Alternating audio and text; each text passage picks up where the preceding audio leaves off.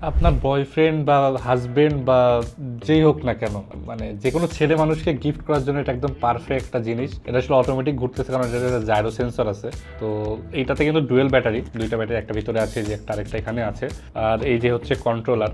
তো এই জিনিসটা আসলে না ছেলে মানুষের ইমোশন, ঠিক আছে? ছেলে মানুষকে যদি আপনি এটা গিফট করেন, মানে এর থেকে মানে সুন্দর গিফট হয়তো বা আর কিছু হবে না। আপনার পরে আপনি হয়তো বা তার জন্য বেস্ট গিফট হইতে পারেন, তারপরে হয়তো বা এটা হইতে পারে।